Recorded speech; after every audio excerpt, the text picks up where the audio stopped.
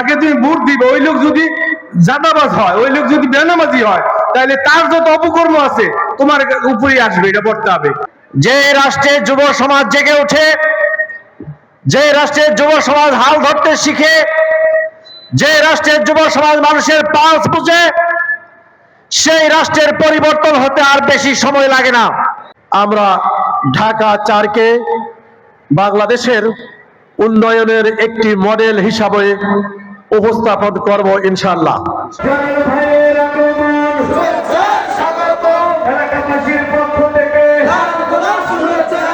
এই ঢাকা 4-এ কোন ন্যায় ইনসাফের প্রতীক আছে? ওই সেই প্রতীক ইনশাআল্লাহ সব দেখেছি বারবার। জনল ভাইয়ের সালাম নিন। আজকে এই যুব সমাজকে নিয়ে যে খেলাধুলার আয়োজন করেছিল, সেই খেলাধুলার আজকে পুরস্কার বিতরণী অনুষ্ঠানের সম্মানিত যুবক ও তরুণ প্রজন্ম, তোমরাই জাতির ভবিষ্যৎ। বিগত ফ্যাসিস্ট সরকারকে তোমাদের নেতৃত্বের মাধ্যমে এই দেশ থেকে বিতাড়িত করা হয়েছে। আগামীতেও যারা এই সমাজে চাঁদাবাজি, দুর্নীতি, অন্যায়, জুলুম, নির্যাতন পরিচালনা করবে, তাদেরকে এই সমাজের, এই রাষ্ট্রের যুব এবং তরুণ সমাজ তাদেরকে ধিক্কার জানাবে এবং এই সমাজ থেকে তাদেরকে বয়কট করবে। তাই আসুন আমরা ঐক্যবদ্ধভাবে এই সমাজে ইসলাম প্রতিষ্ঠা করার জন্য সারা বাংলাদেশে তথা ঢাকা 4 আসনে দাঁড়িপাল্লা মার্কার প্রতীকে ভোট দিয়ে আপনারা যদি জামাত ইসলামীকে সরকার গঠন করার জন্য সহযোগিতা করেন, তাহলে এই সমাজ থেকে অন্যায়, জুলুম, নির্যাতন এবং চাঁদাবাজি বন্ধ হয়ে যাবে ইনশাআল্লাহ। যুবকরা বাংলাদেশের মেরুদণ্ড। এই যুবকরা বাংলাদেশকে বদলিয়ে দিতে পারে, যুবকরাই বদলিয়ে দেবে। এই জন্য আমাদেরকে এই যুবকদেরকে সাথে নিয়ে এই যে নির্বাচন আসতেছে এবং নির্বাচনের যা ফলাফল হবে ভোটের মাধ্যমে, এই ভোটের কিন্তু শরিয়া ভিত্তি আছে। এই ভোট তো আমাদের ফরজে আইন। তাহলে আমরা কাকে ভোট দিব? যেমন মসজিদের ইমাম সাহেবকে আমরা কতটা আমাদের ধরেন 150-200 লোক নামাজ আদায় করে, ওর বুদ্ধি কিন্তু আমরা একটা ইমাম সাহেব যাচাই বাছাই করে নেই। ওইরকম ভাবে আমাদের একটা 3.5 লক্ষ ভোটার ঢাকা 4-এ, আমরা ওইরকম ভাবে যাচাই বাছাই করে ওই লোককে নিতে হবে, যেই লোক নামাজি, তাকওয়া আছে তার। যদি কোনো জালেম তুমি জানো যে সে চাঁদাবাজি করে এবং তার ভোট দিলে সে আরো বাড়ায় চাঁদাবাজি করবে, এলাকার টেন্ডারের টাকা সব মহিলার টাকা খেয়ে ফেলবে, ডেইরির টাকা সব খেয়ে ফেলবে, তুমি যদি তার আরো সহযোগিতা করো তাহলে তোমার ঈমান থাকবে না। এটা সহিহ হাদিস, রাসূলের বুখারীর হাদিস। যাকে তুমি ভোট দিবে ওই লোক যদি জাদাবাজ হয়, ওই লোক যদি বেনামাজি হয়, তাহলে তার যত অপকর্ম আছে তোমার উপরেই আসবে, এটা পড়তে হবে। সে চুরি করবে, কিন্তু বাট তুমি চুরি করো নাই, তুমি যারা সাক্ষী দিয়া তারে নেতা বানাই দিছো। সে যত অপকর্ম করবে দুনিয়াতে না পাইলে আখিরাতে তুমি পাবা। এই জন্য আল্লাহ রাসূল বলছে, মান তাশাব্বা বিকাউমি ওয়া হুয়া মিনহুম। তুমি যার সাথে চলো, যে নেতাকে তুমি মানো, ওই নেতার সাথে তোমার যা হাসর নাসর হবে। আমাদের সবাই কবরে যেতে হবে, ওখানে একাই জবাবদিহি করতে হবে, কেউ যাবে না আমাদের সাথে। এই জন্য আমরা সবাইকে বুঝাবো, ভোট একটা আমানত, এই আমানত খেয়ানত করা যাবে না।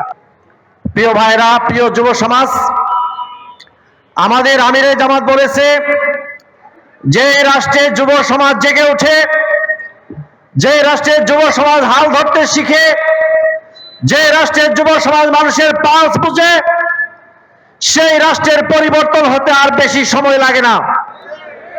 আমরা দেখতে পাচ্ছি বাংলাদেশের যুব সমাজ আজকে জেগে উঠেছে, বাংলাদেশের ছাত্র সমাজ জেগে উঠেছে, বাংলাদেশের নারী সমাজ জেগে উঠেছে, বাংলাদেশের শ্রমিক জনতা জেগে উঠেছে।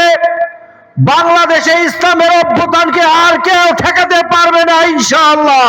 যুব সমাজকে সিদ্ধান্ত নিতে হবে, কোন অনৈতিকতা, কোন রকম ফ্যাসিস্ট আচরণ, কোন রকম গর্হিত আচরণ, কোন রকম চোখ রাঙ্গানি আমরা বাংলাদেশের জমিনে আর হতে দিব না ইনশাআল্লাহ। আমাদের যুবক তরুণ ভাইরা তারা যে এই খেলাধুলার আয়োজন করেছে, এজন্য আমি তাদেরকে অন্তঃস্থল থেকে অভিনন্দন জানাচ্ছি, ধন্যবাদ জানাচ্ছি। ইসলামে খেলাধুলারও অনেক গুরুত্ব রয়েছে। আপনার শারীরিক ফিটনেসের জন্য, শারীরিক সক্ষমতার জন্য, সুস্থতার জন্য খেলাধুলা অপরিহার্য। ইসলামের যে বিধান, সেই বিধান মতেও শরীর চর্চা, খেলাধুলার ইতিহাস আপনারা জানেন।